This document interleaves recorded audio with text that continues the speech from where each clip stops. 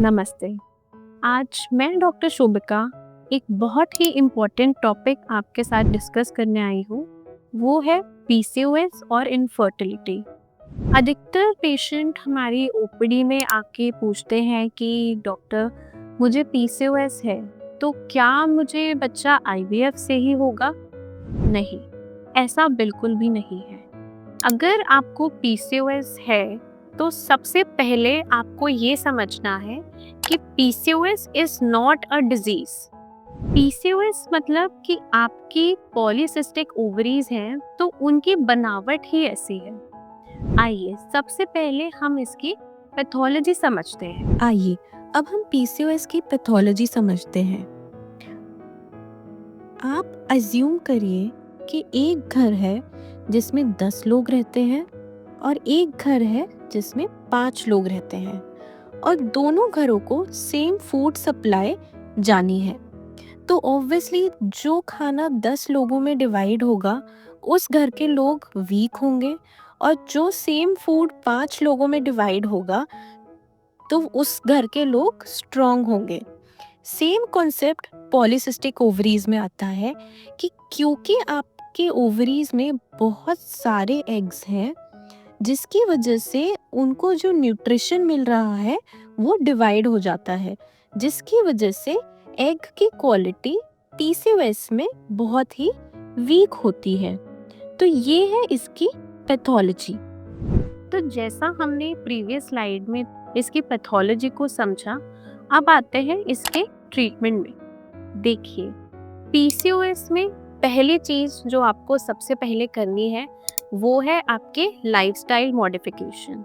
Lifestyle modification में आप अपना वेट कम करिए, डाइट का ध्यान रखिए, हाई प्रोटीन डाइट लीजिए, पैक्ड फूड्स बिल्कुल भी नहीं खाने हैं और हाई प्रोटीन के साथ साथ आप सनफ्लावर या पंपकिन सीड्स भी अपनी डाइट में इंक्लूड करिए। दूसरा पॉइंट है आपके प्री सप्लीमेंटेशन।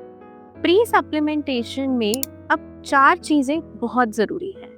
एक आपका मेलेटोनिन, दूसरा आपका मेटफॉर्मिन, मायोइनोसिटोल और विटामिन डी, ये चारों सप्लीमेंट्स आपके सप्लीमेंटेशन में होने चाहिए। तो अगर आपको पीसीओएस है, सबसे पहले आप अपने लाइफस्टाइल चेंजेस करें, सेकेंड आप अपने सप्लीमेंट्स लें और फिर आप एक इनफर्टिलिटी स्पेशलिस्ट से मिलके अपना ट्रीटमेंट डिस्कस करें। ट्रीटमेंट में सबसे पहले अगर आपको पॉलीसिस्टिक ओवरीज हैं तो आप 2 से 3 cycles ovulation induction by letrozole या फिर आईयूआई ट्राई कर सकते हैं। अब ओव्यूलेशन इंडक्शन में होता क्या, देखिए, हम डे 2 ऑफ पीरियड से एक टैबलेट लेट्रोजोल स्टार्ट करते हैं पेशेंट की सुबह शाम 5 डेज के लिए और फिर हम उसकी मॉनिटरिंग करते हैं फॉलिकल्स की कि वो कैसा ग्रो कर रहा है, उस टाइम आपके बच्चेदानी की लाइनिंग कैसे है,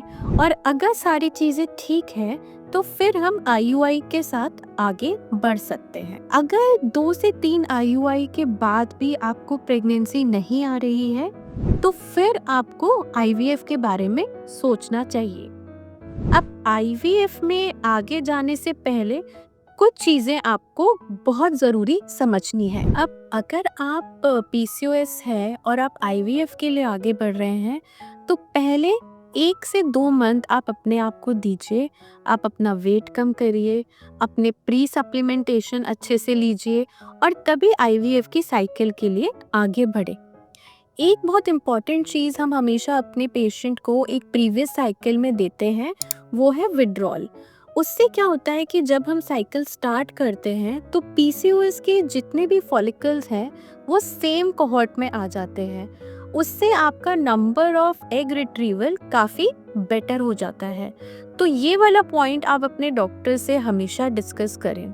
तीसरा, एक पेशेंट्स बहुत इंपॉर्टेंट डाउट पूछते हैं कि डॉक्टर साहब हमें पीसीओएस में फ्रेश ट्रांसफ़र करवाना है या फ्रोज़न। देखिए, पीसीओएस में ड्यूरिंग स्टिमुलेशन आपका E2 काफ़ी हाई लेवल तक चला जाता है, जिसकी वजह से जो लेटेस्ट स्टडीज़ हैं उनमें देखा गया है कि फ्रेश ट्रांसफ़र के इतने अच्छे रिजल्ट नहीं हैं। तो इसलिए हम पीसीओएस पेशेंट्स में हमेशा फ्रोज़न साइकिल ही प्रेफर करते हैं।